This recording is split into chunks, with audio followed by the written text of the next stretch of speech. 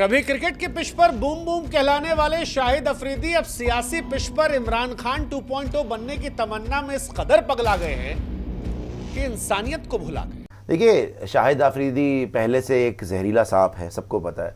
और जो उसने बकवास करी है कि जी इंडिया ने करवा दिया ये तो पुरानी पाकिस्तान की घिसी पिटी बकवास है। इनकी नसों में ही जहर दौड़ता है हिंदुओं के लिए, है ना।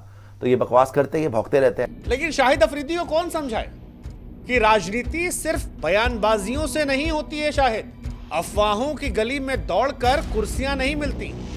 और ये जो लाशों पर खड़े होकर शाहिद तुम सियासत करने की कोशिश कर रहे हो, यकीन करो अगर इमरान खान के इर्द गिर्द तुम पहुंच भी गए तो इतिहास के सबसे बौने नेताओं में तुम्हारा नाम दर्ज होगा।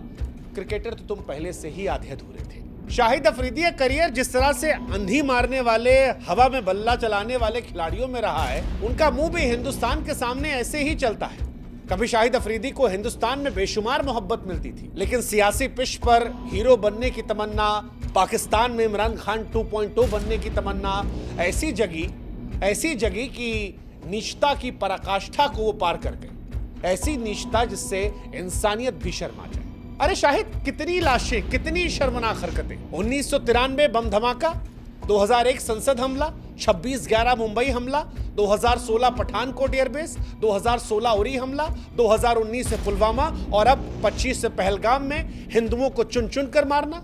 हर बार पाकिस्तान समर्थित आतंकवाद ने हिंदुस्तान को जख्म दिया और यह पाकिस्तान आतंकवाद का ही समर्थन कर देता है। और शाहिद अफरीदी जैसे बेहया लोग इन सब के बाद दहशतगर्दों को छिपाने के लिए हिंदुस्तान पर आरोप लगा रहे हैं। अरे आप हमारे दुख पर मरहम नहीं लगा सकते तो हमारे दुख पर नमक तो मत रगड़िए। शाहिद, क्या सोचकर आपने कह दिया कि हिंदुस्तान अपने लोगों को मरवाता है? ये बयान केवल भारत के खिलाफ जहर नहीं था, बल्कि ये तुम्हारे मुल्क की, तुम्हारे पैदाइश की मिट्टी पर थूक था। इंसानियत की लाश पर सस्ती सियासत करने की जो घृणित कोशिश तुमने की है, ये अच्छी बात नहीं है। और हिंदुस्तान में जो भी तुम्हें मोहब्बत करते थे, इसके बाद उन्हें तुमने शर्मिंदा किया है कि वो एक ऐसे नफरती चिंटू को मोहब्बत करते थे। हालांकि शाहिद अफरीदी ये सब पहले भी करते आए। पहले भी बार बार इमरान खान बनने की तमन्ना में कभी कश्मीर, कभी कुछ करते रहे। लेकिन इस बार वो गब्बर के हत्थे चढ़ गए। वो गब्बर जो मैदान में निडर और सोशल मीडिया पर मुखर। दरअसल 28 अप्रैल 2025 को पाकिस्तान के शाहिद अफरीदी ने पहलगाम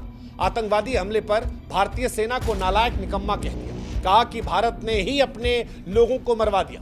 अब शाहिद अफरीदी निष्ठा की पराकाष्ठा को पार कर रहे थे तो गब्बर ने इस बार उनको लताड़ लगा दी। कहा कि शाहिद, करगिल में तुम हारे थे, पहले से इतना गिरे हुए थे और कितना गिरोगे। बेवजह कमेंट पास करने से अच्छा है कि अपने देश की तरक्की में दिमाग लगाओ। अब सच कहे तो शिखर धवन जैसे ज़हीन इंसान की तरफ से ये बयान, ये लड़ाई सिर्फ दो क्रिकेटरों की लड़ाई नहीं थी, ये सोच की लड़ाई थी। और इसीलिए वो शाहिद जो इमरान खान बनने की तमन्ना पाले हुए हैं, मुंगेरी लाल की तरह पाकिस्तान के वजीर आजम बनने का हसीन सपना देख रहे हैं, उन्हें लगा कि पाकिस्तान की आवाम तो इस वक्त चाहती है कुछ अनाप शनाप इंडिया के खिलाफ बोलो, वो समर्थन करेंगे, तो तर्कों की जगह बदतमीजी पर उतर।